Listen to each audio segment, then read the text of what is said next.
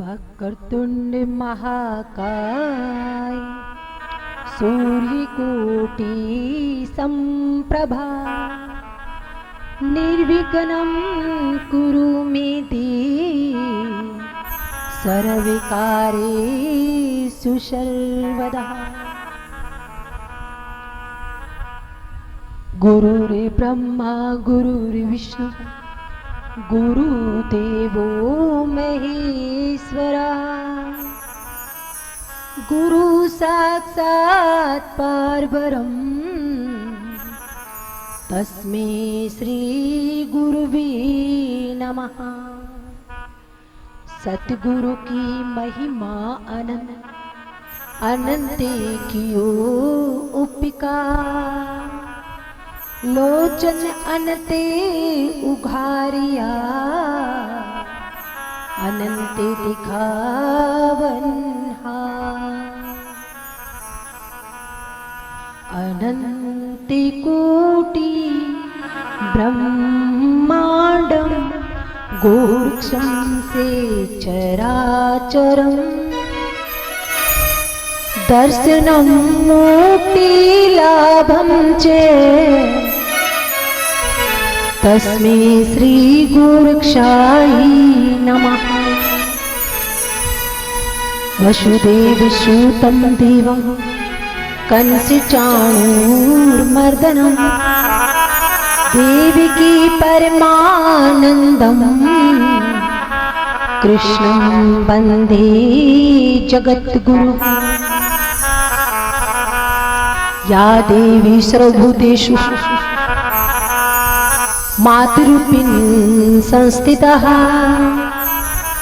नमस्तस्यै नमस्तस्यै नमस्तस्यै नमो नमः।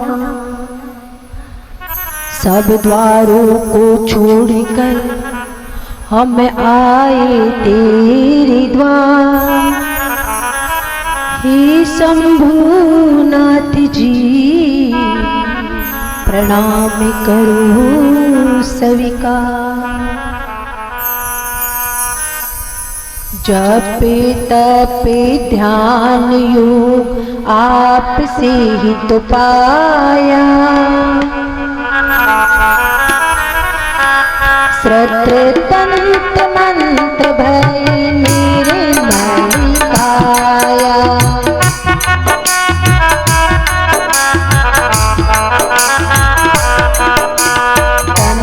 मन धन सब अर्पण किया भक्ति भाव भाव आपको दिया।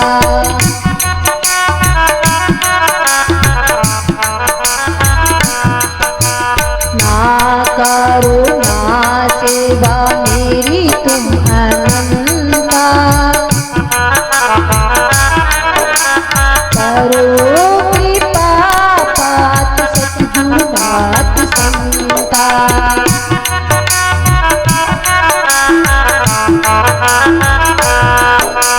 करो कृपा पात सतगुरु नाथ संता।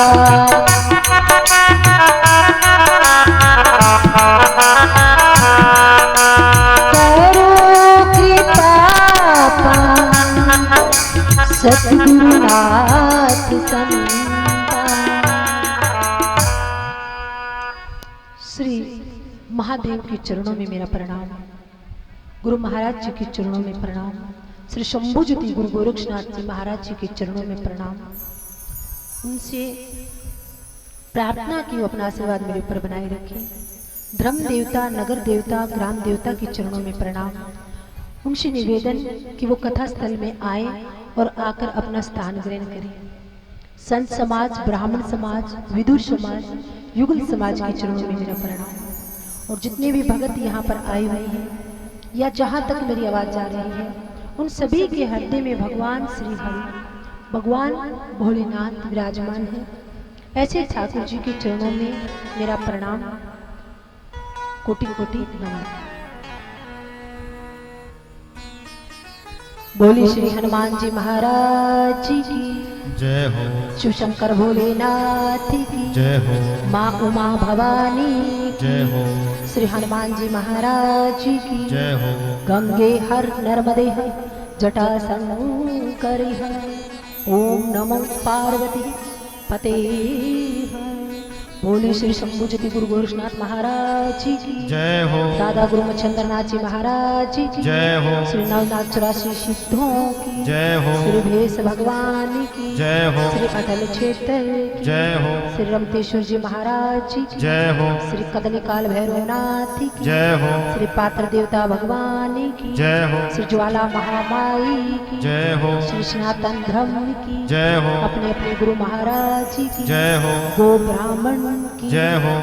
धर्म की जय हो। अधर्म का नाश हो। प्राणियों में सद्भावना हो। विश्व का कल्याण हो। गौ माता की जय हो। गौ माता की जय हो। गौ माता जय हो। बोलिए श्री पानीदास जी महाराज जी की जय हो।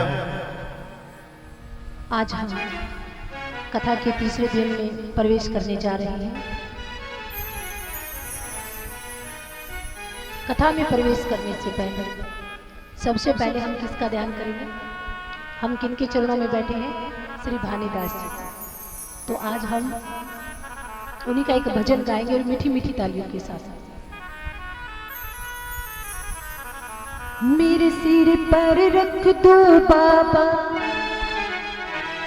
अपने ये दोनों हाथ, क्योंकि कृपा कैसे होती है जब कोई संत हमें दोनों हाथों से आशीर्वाद देते हैं। और क्या कहेंगे उनसे कि दोनों हाथ हमारे सिर पर रख दो, हम तो आपकी छत्र छाया में बैठे हुए हैं, तो पूरे पूरे हाथों को उठा लीजिए और मेरे सिर पर रख दो बाबा अपने ये दोनों हाथ, देना हो तो दीजिए जन्म जन्म का साथ। मेरे सिर पर रख दो बाबा अपने ये दोनों हाथ, देना हो तो दीजिए जन्म जन्म का साथ। हाँ देना हो तो दीजिए जन्म जन्म का साथ। हो देना हो तो दीजिए जन्म जन्म का साथ। तेरा उपकार होगा मेरा कल्याण होगा, तेरा उपकार होगा तेरा कल्याण होगा। तेरा उपकार होगा मेरा कल्याण होगा। तेरा उपकार होगा मेरा कल्याण होगा। मीठी मीठी तालियों के साथ भजन का आनंद लेते हैं।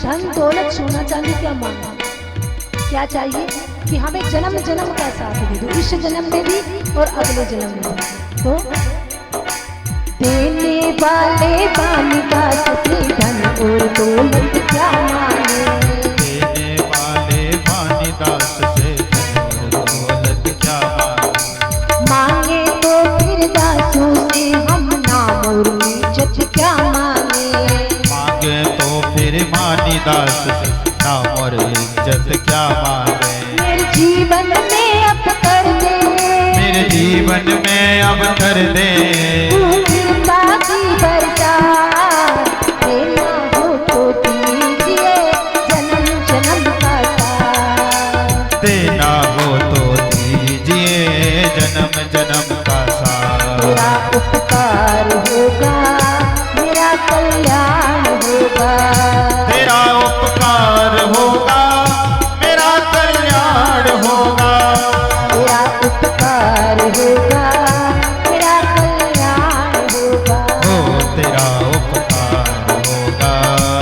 मेरा कल्याण होगा।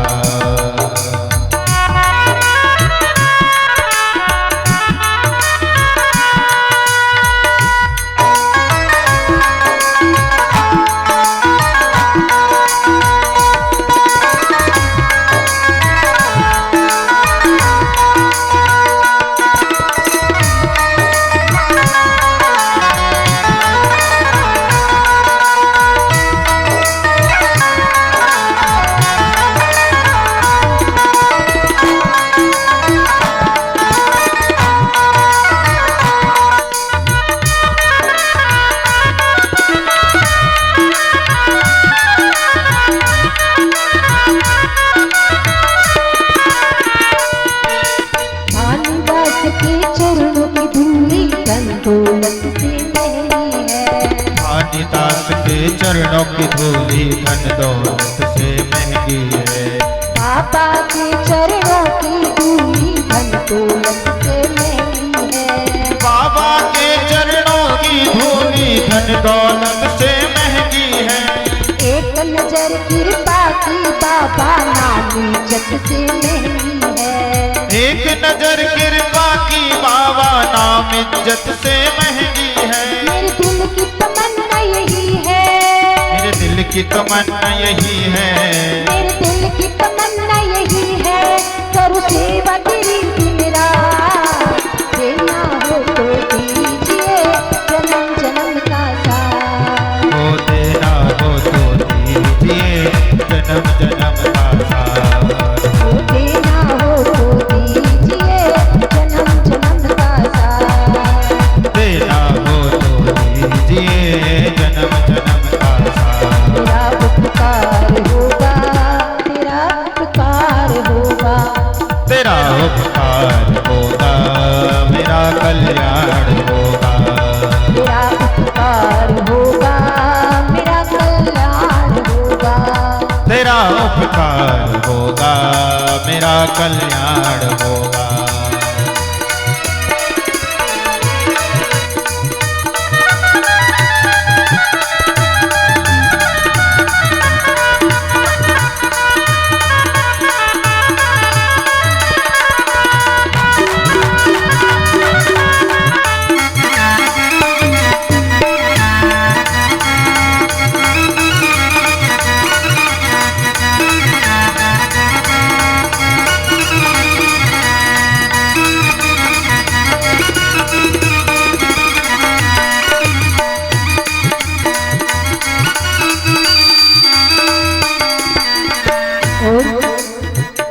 कि हे बाबा कि इस संसार में इन दुखों को भोगते भोगते हम उनमें उलझ चुके हैं। तो झुलस रहे हैं गम की धूप में प्यार की छैया कर दे तू। झुलस रहे हैं गम की धूप में प्यार की छैया कर दे तू। झुलस रहे हैं गम की धूप में प्यार की छैया कर दे तू। झुलस रहे हैं गम की धूप में प्यार की छैया कर दे तू। बिन मांझी के नाव चले ना अब पतवार पकड़ ले तू। बिन माझी के नाव चले ना अब पतवार पकड़ ले तू। मेरा रास्ता रोशन कर दे। मेरा रास्ता रोशन कर दे। मेरा रास्ता रोशन कर दे। रास्ता रोशन कर दे। छाई हथियारिंदा देना हो तो दीजिए जन्म जन्म का साथ। हो देना हो तो दीजिए जन्म जन्म का साथ।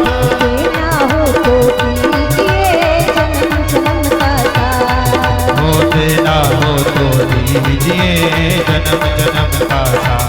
तेरा उपकार होगा मेरा कल्याण होगा। तेरा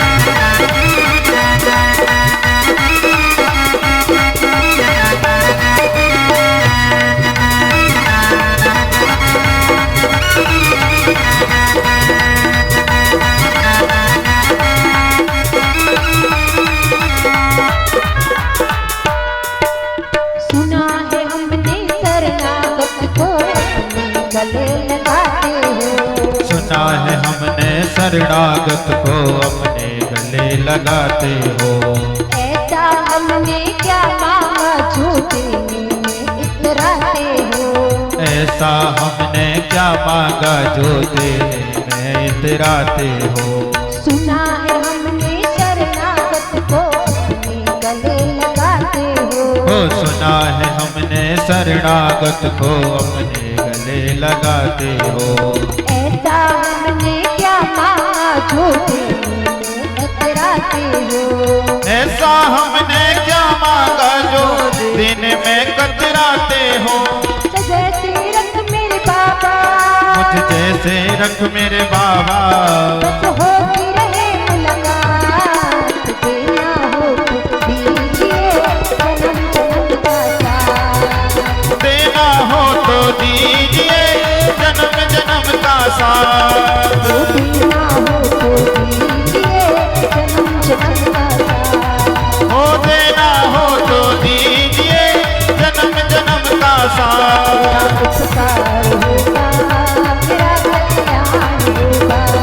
तेरा उपकार होगा, तेरा उपकार होगा, मेरा कल्याण होगा। तेरा उपकार होगा, मेरा कल्याण होगा। तेरा उपकार होगा, मेरा कल्याण होगा। तेरा उपकार होगा, मेरा कल्याण होगा। मेरा कल्याण होगा, मेरा कल्याण होगा। बोली श्री शंभुज्योति गुरु गोरक्षनाथ महाराज जी की जय हो, श्री भानीदास जी महाराज जी की जय हो। कि अगर भगवान से कभी जाकर मांगो तो इन भौतिक वस्तुओं की इच्छा कभी मत रखना, क्योंकि भौतिक वस्तुएं एक बार मिलने के पश्चात खत्म हो जाए। सुख है, धन है, पैसा है, ये तो आना और जाना है। जिस प्रकार छाया और धूप होते हैं, आए और चले गए, उसी प्रकार ये भौतिक वस्तुएं हैं कि अगर हमें किसी की कृपा से मिल भी गई तो एक दिन इनका अंत निश्चित है। क्या मांगना है कि हे परमात्मा, आपकी भक्ति हमें मिलती है ताकि हम अपना उद्धार कर सकें, अपने इस बुद्धि को आपके चरणों में लगा सकें। एक महात्मा जी हुए, अपने शिष्यों के साथ में तीर्थ यात्रा पर जा रहे थे। जब रास्ते में जा रहे थे तो एक सुंदर सा नगर आया और उस नगर की तरफ देखा तो उस नगर में एक बहुत बड़ी हवेली थी। उसके ऊपर बड़े बड़े झंडे लगे हुए थे। झंडे मतलब ध्वजा लहरा रहे थे। उस बाबा ने अपने शिष्यों से पूछा कि नगरी तो सुंदर है और इस नगरी में घर भी सभी सुंदर सुंदर हैं, पर इस महल के ऊपर, इस हवेली के ऊपर 7 झंडे क्यों लहरा रहे हैं? तुम जाओ और जाकर पता करके आओ। शिष्य गए, जाकर पूछा कि ये हवेली किसकी है। तो बाहर उस हवेली में काम करने वाले लोग बैठे हुए थे। उन लोगों ने कहा कि ये हवेली हमारे सेठ जी की है। शिष्यों ने पूछा कि ये हवेली तो बहुत अच्छी बात है, पर हवेली के ऊपर 7 ध्वजा क्यों लहरा रही है? 7 झंडे क्यों लगे हुए हैं? एक झंडा एक के ऊपर, एक झंडा एक के ऊपर, एक झंडा। तो उन काम करने वाले लोगों ने बताया कि जो झंडे हैं ये हमारे सेठ जी के पास में जब 1 लाख रुपया होता है तो वो एक झंडा लगा देता है, फिर 1 लाख और होते हैं तो फिर दूसरा झंडा लगा देते हैं। अब उन शिष्यों ने वो बात सुनी, वापिस महात्मा जी के पास आए और गुरु जी से आकर कहने लगे कि बाबा जी, ये सेठ जी ने झंडे अपने पैसों के लगाए हुए हैं। 1 लाख रुपए होते, एक झंडा लगा देते हैं। बाबा जी ने देखा, बाबा जी ने कहा कि तीर्थ यात्रा हम बाद में जाएंगे, पहले हम सेठ जी के पास चलते हैं। सेठ जी के पास गए और सेठ जी से जाकर कहा कि जब घर गए तो घर जाते ही वो सेठ जी कैसे थे, उसने संत की सेवा बहुत की, जल दिया, भोजन करवाया और फिर कहा कि बाबा जी कोई हमारे लायक सेवा हो तो हमें बता दो। बाबा जी ने कहा कि बेटा मेरे पास में ये एक सोने की सुई है, इस सुई को आप अपने पास रख लो। सेठ जी ने कहा कि रख लूंगा, पर आप लेकर कब जाओगे इसे? तो सेठ जी से महात्मा ने कहा कि हो सकता है मैं तीर्थ यात्रा पर जा रहा हूँ, क्या पता मैं वहां से कुछ दिन बाद में आऊं, क्या पता आऊं या ना भी आऊं। तो एक काम करना, ये आप अपने पास रख लो, अगर आ गया तो मुझे दे देना, और अगर नहीं आया तो ये सुई मुझे अगले जन्म में दे देना। अब सेठ जी ने इस बात को सुना तो सेठ जी ने कहा कि बाबा अब कैसी बातें कर रहे हो, अगले जन्म में कौन साथ लेकर जा सकता है? जो कमाया है वो तो यहीं धरा रह जाएगा, और आप बात कर रहे हो कि अगले जन्म में मैं सुई लेकर जाऊं, आगे कोई नहीं लेकर जा सकता। तो बाबा ने कहा कि बेटा अगर तू अगले जन्म में एक सुई नहीं लेकर जा सकता तो ये फिर अहंकार किस चीज का है? किस अहंकार के कारण तू ये ध्वजा पे ध्वजा लगाया जा रहा है, झंडे लगा रहा है? अहंकार क्यों है? अगले जन्म में तो कुछ साथ जाना नहीं, खाली हाथ आए हैं और खाली हाथ चले जाना है। अगले जन्म में हमारे साथ क्या जाएंगे? हमारी कर्म जाएगी। कहते हैं ना कि लोग कहते हैं कि खाली हाथ आए हैं खाली हाथ जाएंगे, ये बात अच्छी है, लेकिन हम आते हैं अपने प्रारब्ध लेकर। पिछले जन्म में अच्छे काम किए, बुरे काम किए, उनका हिसाब चुकता करने आते हैं, प्रारब्ध हमारे साथ आते हैं। और जब इस संसार से जाते हैं तो इस संसार से हम अपने अच्छे और बुरे कर्म लेकर जाते हैं। लेकिन कुछ नास्तिक लोग, उनके मन में प्रश्न उठता है कि किसने देखा है, स्वर्ग है कि नहीं है, भगवान है कि नहीं है, कहाँ भगवान रहते हैं, किसको क्या पता कौन मरे कोई जिए, जो है वो संसार में है। ये कौन कहता है? कुछ नास्तिक लोग कहते हैं, भगवान में आस्था रखने वाले नहीं कहते। अगर सोचिए कि हम देखते हैं कि किसी का जन्म होता है, छोटा सा बच्चा जब जन्म लेकर आता है तो उसके पास, उस बच्चे का जन्म ऐसे घर में होता है कि उसके पास में किसी चीज की कमी नहीं होती। अन्न होता है, धन होता है, वस्त्र होते हैं, नौकर होते हैं, चाकर होते हैं, अच्छा अच्छा सारा सामान होता है। और एक बच्चा जन्म लेकर आता है ऐसे घर में कि उसे खाने के लिए भोजन तक नहीं मिल पाता। तो बताइए, अगर हमारे प्रारब्ध ना होते, अगर भगवान ना होते, अच्छे बुरे कर्म ना होते, तो सबको बराबर का जीवन क्यों नहीं मिलता?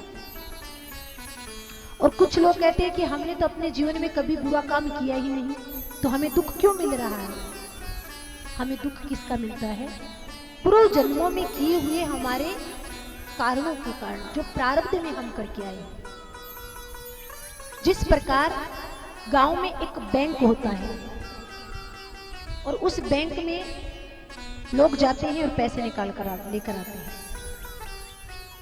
कुछ एक लोग ऐसे होते हैं जो बहुत सारे पैसे बैंक में से निकाल कर लाते हैं, और कुछ लोग ऐसे होते हैं जिन्हें 1 रुपया भी बैंक नहीं देता। क्यों नहीं देता?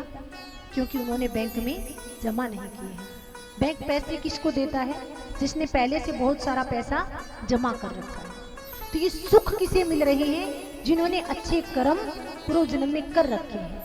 तो वो तो बैंक में हमने जमा किया है, अब हम निकाल निकाल कर खर्च कर रहे हैं।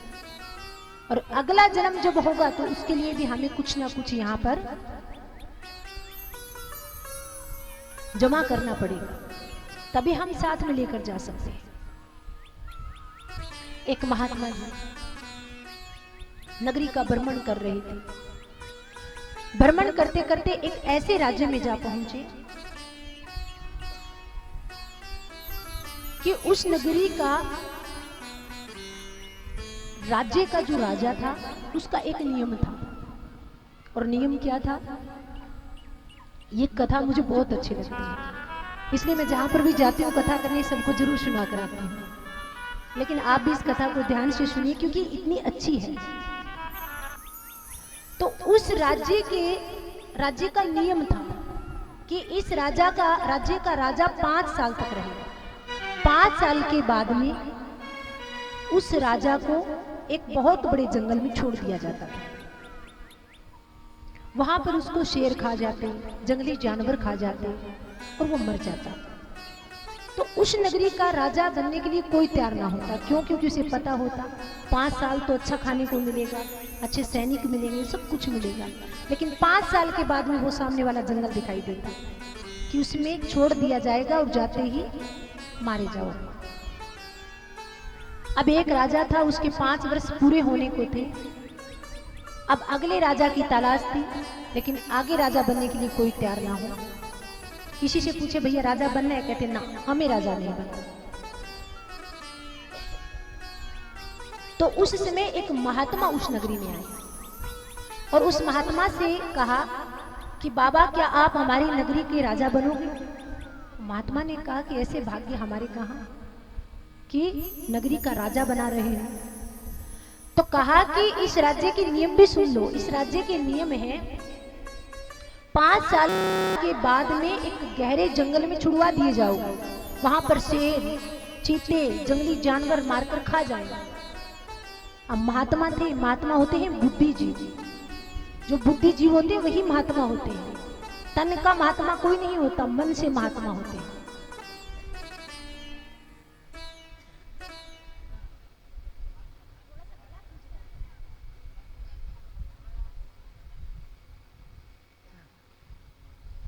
तो उस समय बाबा बुद्धिजीवी थे। और बाबा कैसे होते हैं? तन से तो इस संसार में न जाने कितने महात्मा मिल जाएंगे। जिसने भगवा वस्त्र पहना वही बाबा, लेकिन मन से बाबा मिलने बहुत मुश्किल है। मन से बाबा बनने के लिए क्या करना पड़ता है? मन को मारना पड़ता है। और संत कबीर दास जी ने लिखा मन के बारे में कि मन होता है वो बहुत चंचल होता है। मन किसी का काबू में नहीं होता।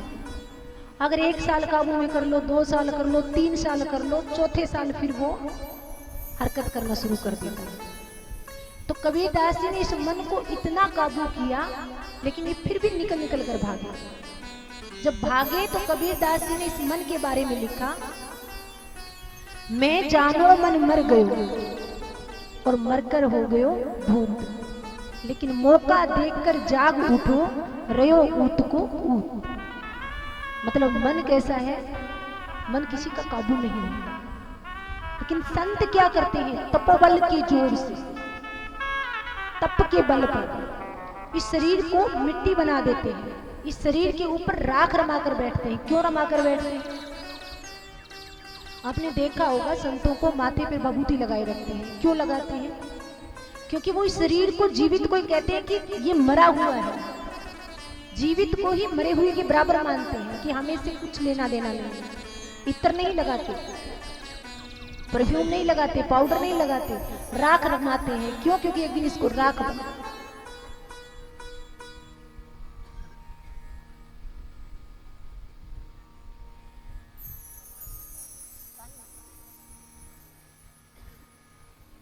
क्योंकि इस शरीर को एक दिन राख ही बनना है। तो वो राजा, वो महात्मा थे, वो बुद्धिजीवी थे। महात्मा ने कहा मुझे राजा बना दो, मुझे कोई चिंता नहीं। क्यों? क्योंकि उन्होंने अपने मन को जीत रखा था। 5 साल के लिए राजा बनाया। तो राजा बनने से पहले महात्मा ने पूछा कि बताओ राजा को क्या क्या सुविधाएं मिलेंगी। तो कहा कि सुविधा पूरी मिलेगी, कुछ भी ले सकते हो। महात्मा बनकर राजा बैठ गए और सैनिकों को अपने पास बुलाया, प्रधानमंत्री को अपने पास बुलाया और बुलाकर कहा कि वो जंगल कहाँ है जिसमें 5 साल के बाद में राजा को छोड़ा जाता है। लोगों ने बता दिया कि वो जंगल वहां पर है। एक सैनिकों की टुकड़ियों को भेजा और कहा कि जितने भी हिंसक जानवर हैं, जितने भी मारने वाले जानवर हैं, जाकर उन सारे जानवरों को मरवा दो, वहां से भगा दो। सारे जानवरों को भगा दिया। अब कहा कि उस जंगल में जितने भी झाड़ या परेशान करने वाले पेड़ लगे हुए, उन पेड़ों को कटवा दिया, उन सबको कटवा दिया। उसमें सुंदर सुंदर बगीची लगवा दी, उसमें एक सुंदर सा महल बनवा दिया, उसमें अच्छे अच्छे मंत्री संतरी नौकर चाकर भेज दिए। उसमें सारी सुविधाएं उस जंगल में कर कर जब 5 साल पूरे हुए तो राजा ने उन नगरी वासियों को कहा, नगर वालों को, कि भैया बताओ मुझे अब कब जाना है उसमें। क्यों? क्योंकि राजा ने 5 साल में राजा रहते रहते वहां उस पूरे जंगल का सुधार कर दिया। अब लोगों ने कहा कि अब आप यहाँ रहो, वहां रहो, कहीं रहो, अब वहां जाने की जरूरत क्या है? क्योंकि जितना सुख उस राज्य में नहीं था उतना सुख उन्होंने उस जंगल में कर दिया। तात्पर्य क्या है, भावार्थ क्या है कि हमें 5 साल मतलब ये जीवन मिलता है। इस जीवन में हमें सब कुछ मिलता है। हम भगवान का भजन कर सकते हैं, हम भगवान की पूजा कर सकते हैं, हम आत्मचिंतन कर सकते हैं, हमारे पास में पूरी छूट है। जिस प्रकार उस महात्मा के पास में नौकर चाकर थे, उस प्रकार हमारे पास में इंद्रियां हैं, हाथ है, कान है, नाक है, मुंह है, सब कुछ है। हम इससे दान कर सकते हैं, पुण्य कर सकते हैं, भगवान का भजन कर सकते हैं। लेकिन हम क्या करते हैं? हम भूल जाते हैं कि ये संसार को छोड़कर एक दिन हमें आगे भी जाना है। इसलिए इस संसार में रहते थे, संसार के सुखों को भोगो। हम नहीं कहते कि गृहस्थी बुरी है, गृहस्थ आश्रम अच्छा है। प्रिय व्रत जैसे राजा ने घर में रहते हुए उस परमात्मा को पा लिया था। कबीरदास जी भी घर में ही रहे थे। बहुत उच्च कोटि के संत हुए गृहस्थ आश्रम में, लेकिन घर में रहकर भी उस भगवान का भजन कीजिए, दान कीजिए, पुण्य कीजिए, अच्छे अच्छे कर्म कीजिए। परमात्मा ने हमको सब कुछ दिया है। हाथ दिए हैं कि हम सेवा करें, कान दिए कि हम भगवान का भजन कर सुनते रहें, मुंह दिया है कि हम भगवान का जाप करें। और जो भजन होता है वो जवानी के अंदर ही होता है, बुढ़ापे में भजन नहीं कर सकते। बुढ़ापे में तो आंखें हमारा साथ छोड़ देती हैं, कानों से सुनना बंद हो जाता है, आंखों से दिखना बंद हो जाता है, मुंह में दांत नहीं रहते, बोलते कुछ है, सुनता किसी को कुछ है, पैर साथ छोड़ जाते हैं। तो इसलिए भजन कब करना है? भजन करो मस्त जवानी, बुढ़ापा किसने देखा है। भजन करो मस्त जवानी में, बुढ़ापा किसने देखा है। भजन करो मस्त जवानी में, बुढ़ापा किसने देखा है। भजन करो मस्त जवानी में, बुढ़ापा किसने देखा है।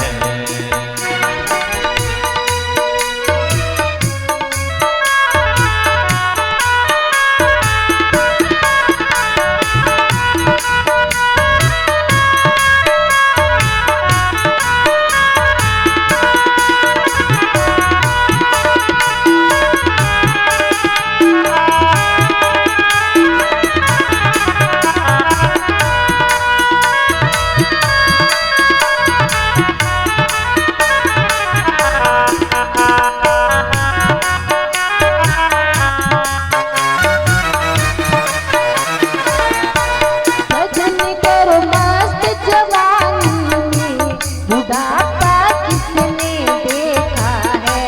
भजन करो मस्त जवानी में, बुढ़ापा किसने देखा है।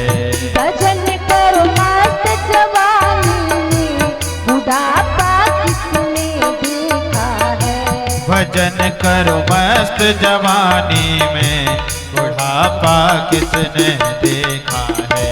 भजन करो मस्त जवानी में, बुढ़ापा किसने देखा है।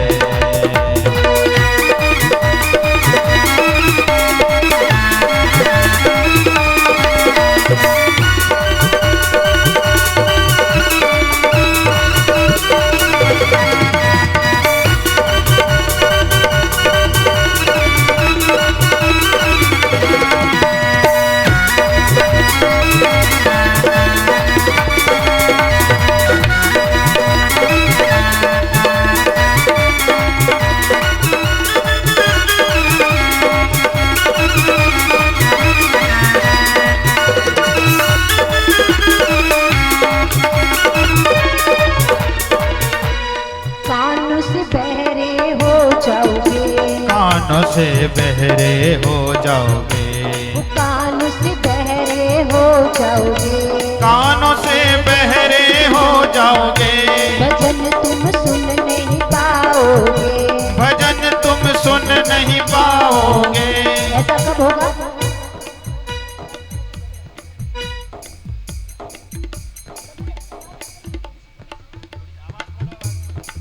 कि बुढ़ापा जब आएगा तो क्या होगा, कानों से सुनना बंद हो जाएगा। थोड़ा थोड़ा नहीं, बिल्कुल ही बंद हो जाता है बुढ़ापे में। और देखो सबसे बड़ी बात क्या है, सबसे बड़ी बात ये होती है कि बुढ़ापा सभी को आता है।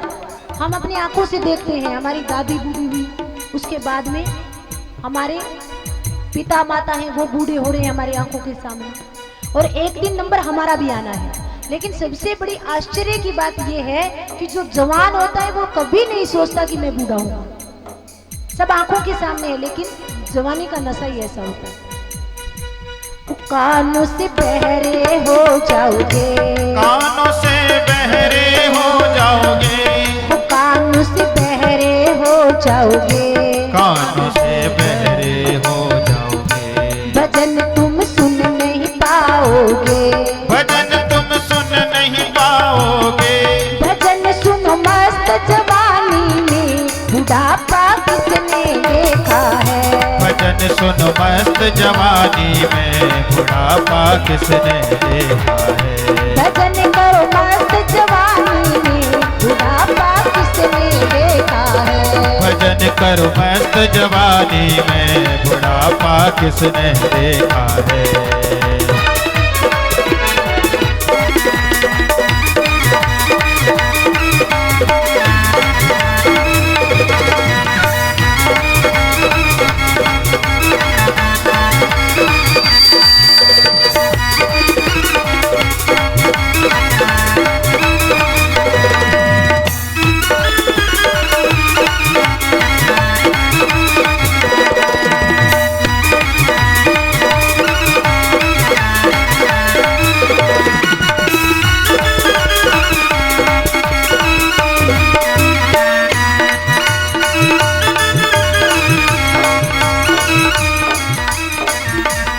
आंखों से अंधे हो जाओगे, आंखों से अंधे हो जाओगे, आंखों से अंधे हो जाओगे, आंखों से अंधे हो जाओगे, तरस तुम कर नहीं पाओगे, तरस तुम कर नहीं पाओगे, तरस करो मस्त जवानी में, बुढ़ापा किसने देखा है, तरस करो मस्त जवानी में, बुढ़ापा किसने देखा है, भजन करो मस्त जवानी में, बुढ़ापा किसने देखा है, भजन करो मस्त जवानी में, बुढ़ापा किसने देखा है।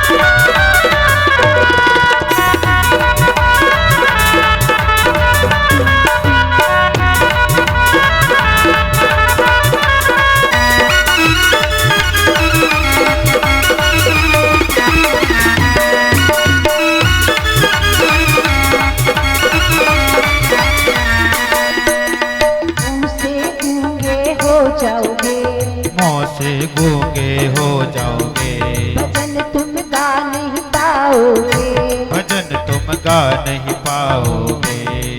अब आप कौन सा भजन गा रहे हो? अभी तो सभी की जुबान है आपके पास में, पूरे पूरे हाथों को उठाइए और एक बार मुझे गा के सुना दीजिए। आप भी गा सकते हो कि मुंह से गूंगे हो जाओगे, भजन तुम गा नहीं पाओगे। अभी भी आपकी आवाज में बहुत है। पता है भक्ति का जो नशा होता है ना, वो ऐसा होना चाहिए कि यहाँ गा रहे हो अपने गांव में जाकर सुनाई दे। तो मुंह से गूंगे हो जाओगे,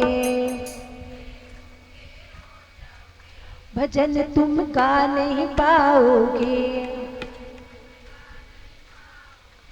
भजन गाओ मस्त जवानी में, बुढ़ापा किसने देखा है, भजन गाओ मस्त जवानी में, बुढ़ापा किसने देखा है, भजन गाओ मस्त जवानी में, बुढ़ापा किसने देखा भजन गाओ मस्त जवानी में, बुढ़ापा किसने देखा है।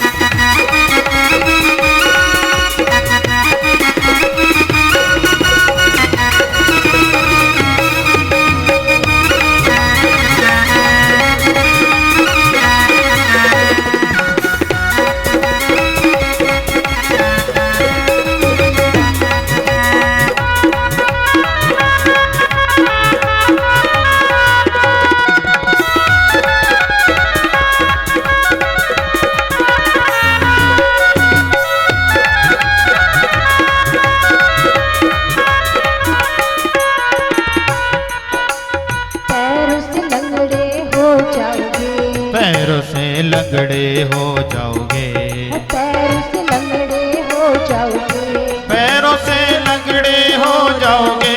तीरथ तुम कर नहीं पाओगे, तीरथ तुम कर नहीं पाओगे। तीरथ करो मस्त जवानी में, बुढ़ापा किसने देखा है। तीरथ करो मस्त जवानी में, बुढ़ापा किसने देखा है।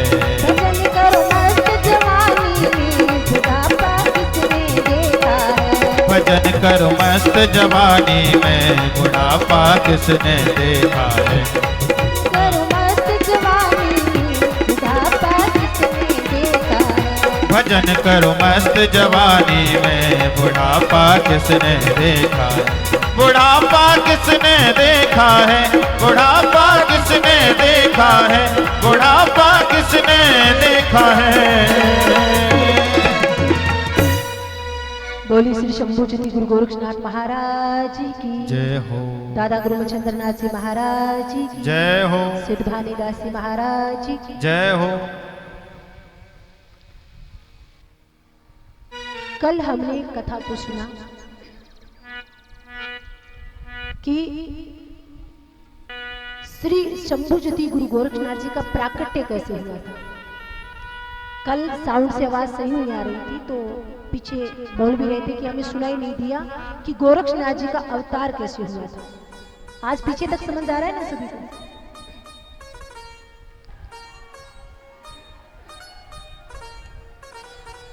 भगवान भोलेनाथ ने पार्वती को कहा था कि समय आने पर मैं आपको वो रूप दिखाऊंगा जिसमें मैं तो होऊंगा लेकिन मेरे साथ तुम नहीं रहोगे। और हिमालय के अलग क्षेत्र में महादेव जी गए और समाधि लगाकर बैठ गए और उसी समय उन्होंने अपने हृदय से ही अपना ही एक रूप प्रकट किया था जिसका नाम था श्री शंभुज्योति गुरु गोरक्षनाथ। और बहुत सारी परीक्षाएं मां पार्वती ने ली क्योंकि पार्वती चाहती थी कि जहां जहां शिव है वहां वहां मैं रहूं। लेकिन ये भगवान भोलेनाथ का वो रूप है जिसमें केवल श्री शंभुज्योति गुरु गोरक्षनाथ है लेकिन कोई देवी साथ में नहीं है। और महादेव ने कहा कि जाओ बेटा जाकर धर्म का प्रचार करो। इस समय मत्स्य अवतार विष्णु जी के अवतार मच्छिंद्रनाथ जी इस धरा पर आए हुए हैं। उनके साथ में उनको गुरु धारण करो और उनको गुरु धारण करके उनके साथ में धर्म का प्रचार करो। गोरक्षनाथ जी उनके पास में गए, उनको गुरु धारण किया, उन्होंने उनको गुरु मंत्र दिया और उनसे परीक्षा ली कि मेरा बेटा कैसा है कैसा नहीं है, क्योंकि आगे का काम तभी सौंपा जाता है जब कोई छोटा काम करने की कोई लायक हो। तो परीक्षा में सफल हुए गुरु गोरक्षनाथ जी। और फिर गोरक्षनाथ जी से मच्छिंद्रनाथ जी ने एक दिन कहा कि भिक्षा पात्र हाथ में लेकर मच्छिंद्रनाथ जी नगरी में जा रहे थे। और जब नगरी में जा रहे थे तो कहा कि बेटा एक काम करो, मैं भिक्षा लेने के लिए जा रहा हूँ और तुम पीछे से संजीवनी मंत्र को याद करो। संजीवनी मंत्र होता है कि जब लक्ष्मण जी को बाण लगा था तो उस समय कहा था कि अगर संजीवनी बूटी मिल जाए तो लक्ष्मण जी जीवित हो सकते हैं। तो उस बूटी को लेकर हनुमान जी आए थे। ये वो मंत्र है जिसको अगर साधक अपने जीवन में धारण कर लेता है तो वो मरे हुए को जीवित करने का सामर्थ्य रखता है।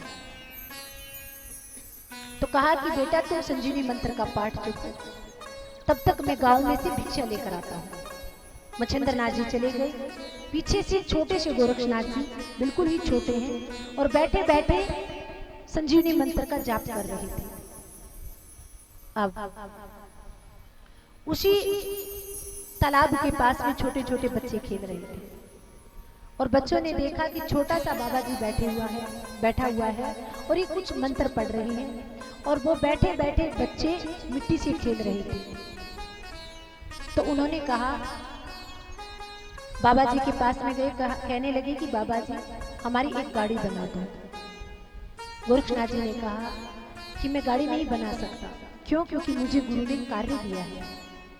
बैठे बैठे संजीवनी मंत्र को याद कर रहे थे कि जब तक गुरु जी आएंगे तब तक मैं इसको पूरा याद करूंगा। लेकिन बच्चे कैसे होते? बच्चे भोले डाले होते।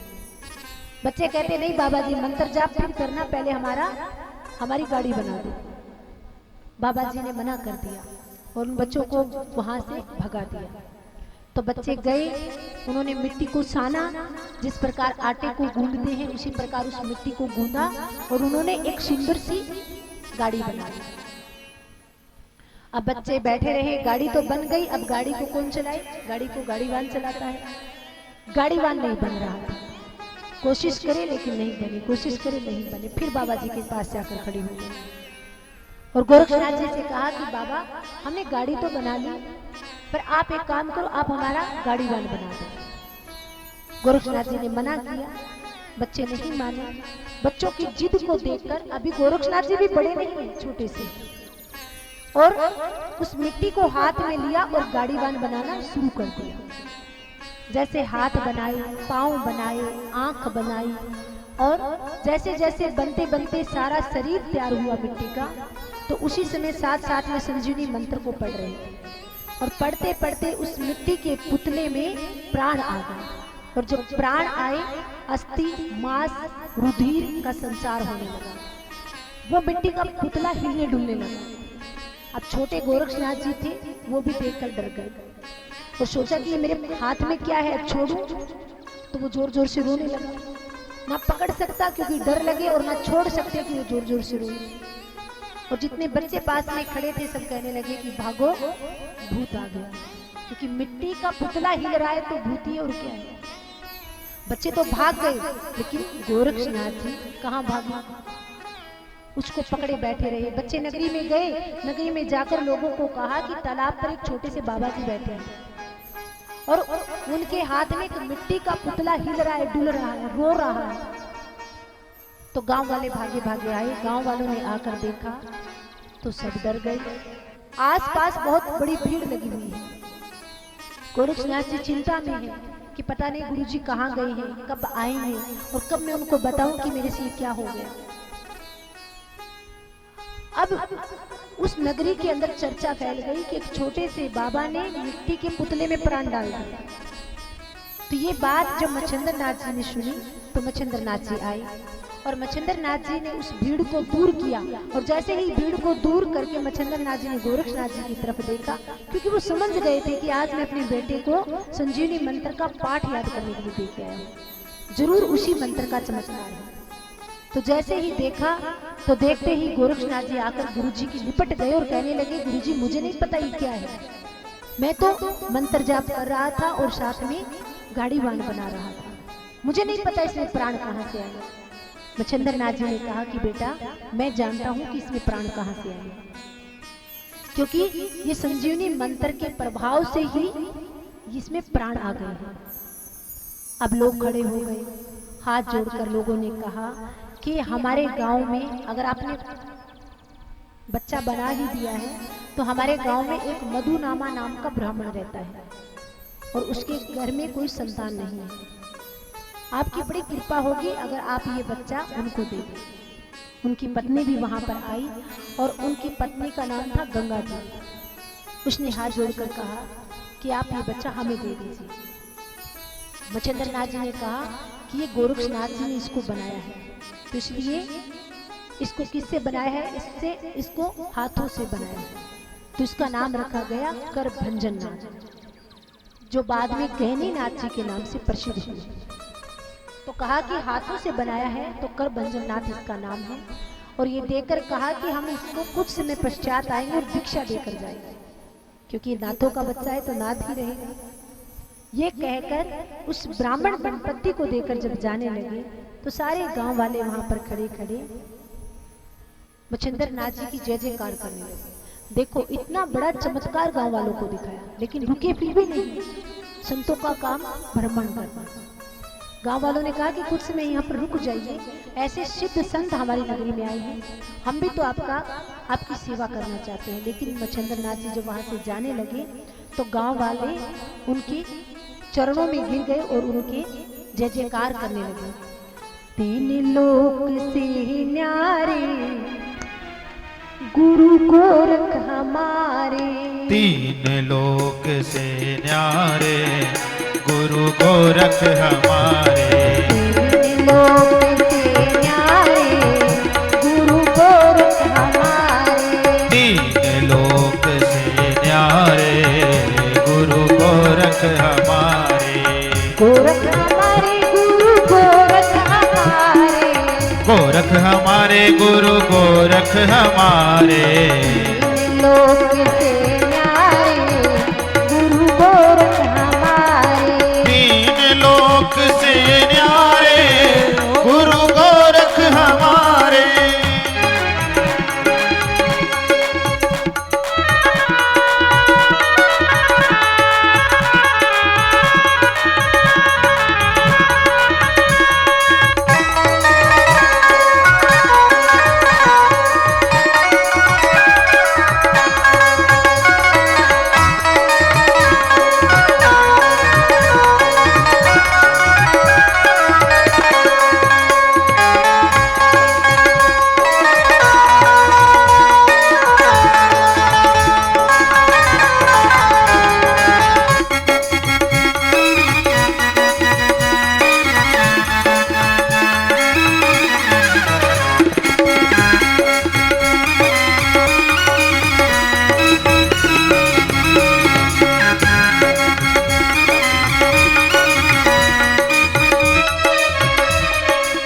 छोटे से हैं, शिव अवतारी हैं।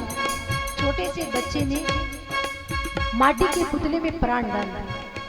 सारे नगरी के लोग जय जयकार कर रहे हैं। ब्रह्मा विष्णु आरती उतारे, ब्रह्मा विष्णु आरती उतारे, ब्रह्मा विष्णु आरती उतारे, ब्रह्मा विष्णु आरती उतारे, गुरु